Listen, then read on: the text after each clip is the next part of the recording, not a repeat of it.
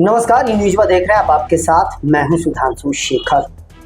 दोस्तों, एक तरफ बिहार विधानसभा चुनाव नजदीक आते जा रहा है, वहीं दूसरी तरफ केंद्रीय गृह मंत्री अमित शाह ने एक बार फिर से सीएम फेस पर सस्पेंस बना दिया है।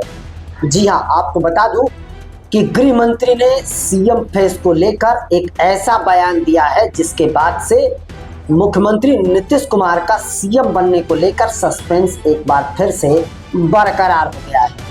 जी हां, गृह मंत्री अमित शाह ने एक इंटरव्यू के दौरान जब उनसे पूछा गया कि बिहार विधानसभा चुनाव में सीएम फेस कौन होगा, तो इस सवाल का गोल मटोल जवाब देते हुए उन्होंने यह कहा कि समय आने पर सब कुछ तय हो जाएगा, अभी इस बात का हम खुलासा नहीं कर पाते हैं, या गृह मंत्री अमित शाह ने कहा। हालांकि गृह मंत्री ने यह भी कहा कि एनडीए नीतीश कुमार के नेतृत्व में बिहार विधानसभा चुनाव लड़ने जा रही है, इसमें कहीं कोई दो शक नहीं है।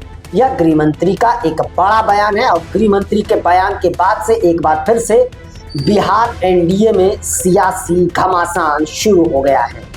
हालांकि अब तक गृह मंत्री के इस बयान के बाद जेडीयू की ओर से कोई प्रतिक्रिया नहीं आई है, लेकिन यह दूसरी बार गृह मंत्री अमित शाह ने इस तरीके का बयान देकर जेडीयू की टेंशन बढ़ा दी है। मुख्यमंत्री नीतीश कुमार के लिए बेहद ही परेशानी वाली यह खबर सामने आ रही है।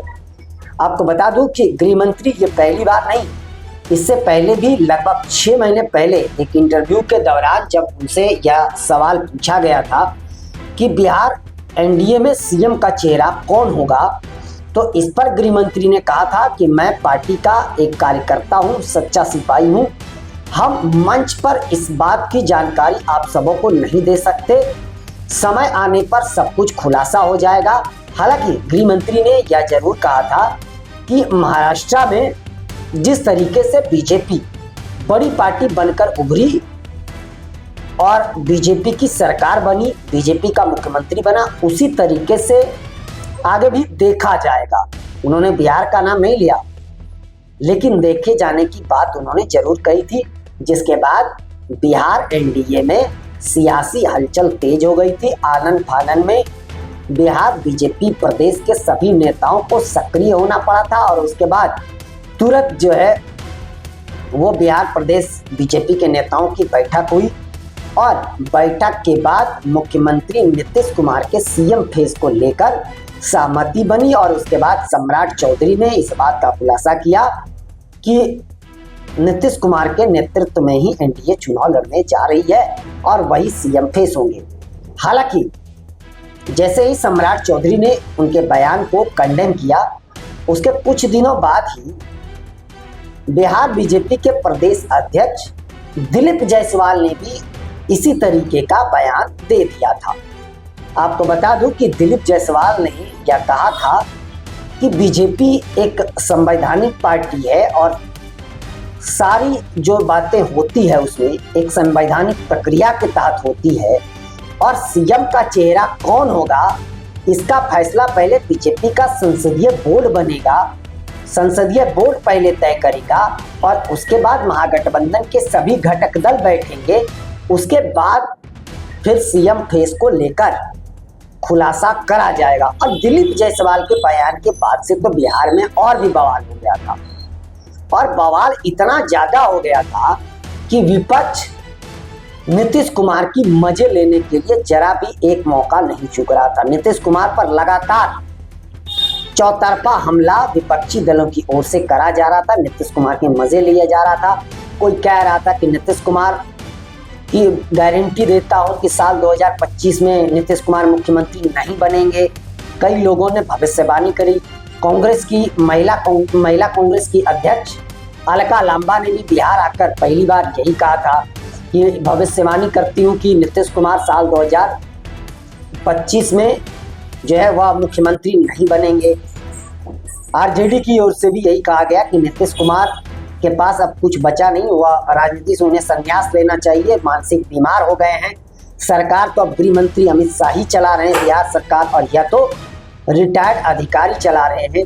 तो नीतीश कुमार को बस एक मुखौटा के रूप में बीजेपी सामने लाकर चुनाव लड़ेगी और एन मौका पर नीतीश कुमार के साथ खेला हो जाएगा। विपक्ष लगातार मजे ले रहा था। हालांकि धीरे धीरे कई दौर की बैठकें हुई और बैठक के बाद यह बात लगभग तय माना जा रहा था कि नीतीश कुमार ही सीएम का चेहरा होंगे। और इसी मिशन के साथ जेडीयू भी जगह जगह पोस्टर लगा रही है और लगातार जेडीयू की ओर से भी यह प्रचार प्रसार करा जा रहा है कि 2025 से 30 फिर से नीतीश। लेकिन इस कयासों पर एक बार फिर से गृह मंत्री अमित शाह ने जो है वह विराम लगा दिया है। हालांकि अब सारी बातों का खुलासा जब एनडीए के सभी घटक दलों की बैठक होगी तो मुहर लग पाएगा कि नीतीश कुमार ही सीएम का फेस होंगे। हालांकि प्रदेश स्तरीय नेताओं की अगर बात करें तो प्रदेश स्तर के सभी नेता यह कई बार कह चुके हैं कि नीतीश कुमार के नेतृत्व में चुनाव लड़ा जाएगा, नीतीश कुमार ही सीएम होंगे। चाहे वो चिराग पासवान हो, चाहे वो जीतन राम मांझी हो, चाहे वो उपेंद्र कुशवाहा हो, सबने इस बात में हाँ मिलाया जरूर था। लेकिन गृह मंत्री अब तक कुछ इस मुद्दे को लेकर खुलासा करने को तैयार नहीं है। ना ही बीजेपी का कोई शीर्ष नेतृत्व इस मुद्दे को लेकर अब तक कुछ खुलासा कर पाए। गृह मंत्री अमित शाह कुछ महीनों पहले बिहार दौरे पर आए थे। उन्होंने गोपालगंज में एक जनसभा को संबोधित भी करा था। उस जनसभा के दौरान भी उन्होंने अमित शाह ने नीतीश कुमार का नाम नहीं लिया था। हालांकि उसके बाद गृह मंत्री अमित शाह नीतीश कुमार के साथ एक बैठक जरूर करे थे। एनडीए के घटक दलों के अन्य नेता भी शामिल थे, जिसमें गृह मंत्री अमित शाह को सभी घटक दलों ने अपने अपने सीट के बारे में एक पर्चा बंद लिफाफे में दिया था। वो पर्चा लेकर गृह मंत्री अमित शाह दिल्ली गए थे। और इस बीच अब एक बार फिर से गृह मंत्री ने बिहार की सियासत को गरमा दिया है। इस बयान के बाद से बिहार का सियासी पारा चढ़ गया। हालांकि देखिए, जेडीयू की ओर से मंत्री विजय कुमार चौधरी ने यह बयान जरूर दिया है कि गृह मंत्री अमित शाह ने जो बयान दिया है, उन्होंने स्पष्ट कर दिया है कि नीतीश कुमार के नेतृत्व में ही चुनाव लड़ा जाएगा, यानी मुख्यमंत्री का चेहरा नीतीश कुमार ही होंगे।